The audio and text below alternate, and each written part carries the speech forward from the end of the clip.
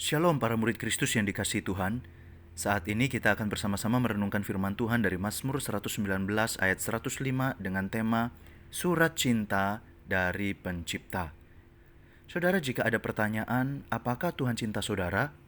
Saya menduga kita dengan sangat yakin berkata, "Oh iya Pak, Tuhan cinta saya. Saya mungkin punya masalah saat ini, tapi Tuhan sudah mati buat saya, menggantikan saya di atas kayu salib untuk menjalani hukuman atas dosa-dosa yang saya lakukan, sehingga saya dibenarkan di hadapan Allah. Jadi, ya, Tuhan tentu cinta saya." Nah, mungkin ada juga saudara yang menjawab, "Ya Pak, Tuhan itu cinta saya. Buktinya Tuhan menyediakan apa yang saya butuhkan. Kesehatan, pekerjaan, keluarga yang memberikan dukungan, saudara-saudara seiman yang saling menopang.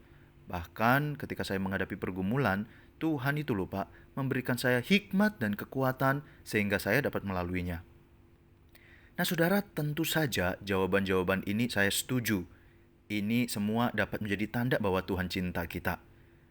Tetapi saat ini izinkan saya mengajak kita untuk melihat satu tanda lagi cintanya Tuhan pada kita melalui sebuah bukti yang tidak dapat kita sangkali, yaitu kehadiran kitab suci yang melaluinya kita dapat mengenal Allah dan tuntunannya, sehingga kita dapat menjalani kehidupan dengan puas, karena dalam anugerahnya saudara kita tahu bahwa kita sedang berjalan melakukan kehendaknya.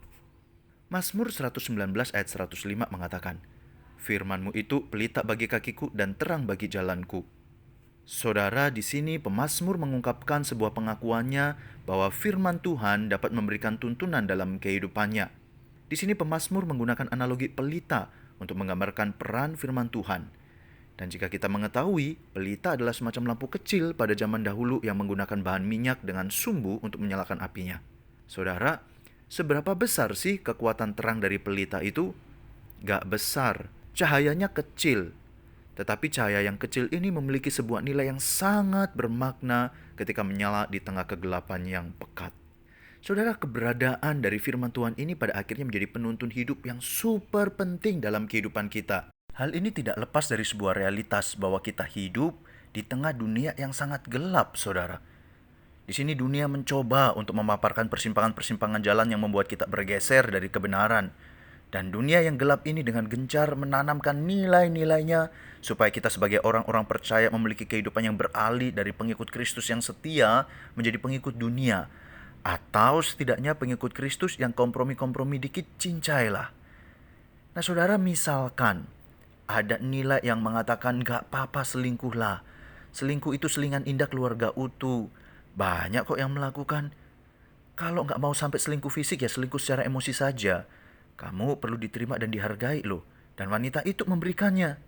Cuman sekedar ngobrol-ngobrol. Toh kamu tetap tanggung jawab dengan keluargamu.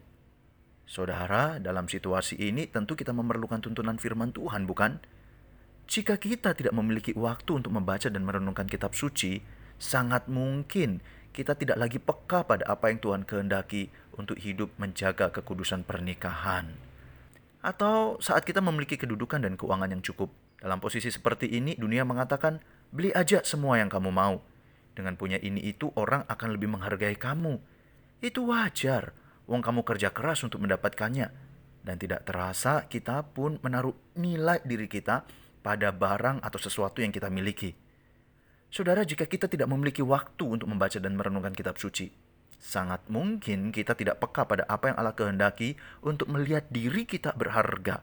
Karena Tuhan mengasihi kita dan bukan berdasarkan apa yang kita punya. Bagaimana dengan korupsi? Korupsi dalam hal keuangan, korupsi dalam hal waktu. Saudara, semuanya ini dunia berkata banyak kok orang yang melakukannya. Korupsi sekali-kali nggak apa-apa. Dan nggak terasa itu pun kemudian menjadi kebiasaan kita.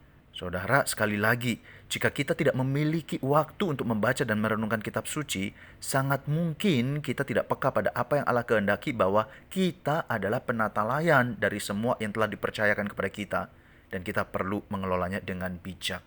Saudara, jika kita list banyak tawaran-tawaran yang diberikan dunia, sehingga kita pada akhirnya menjadi Kristen yang kemudian melenceng. Sekali lagi, kita memerlukan tuntunan Tuhan dalam kehidupan kita. Nah, pertanyaannya adalah apakah kita sudah memiliki interaksi yang dalam dengan firman-Nya? Tuhan sangat rindu, saudara, untuk berbicara dan memberikan tuntunannya kepada kita.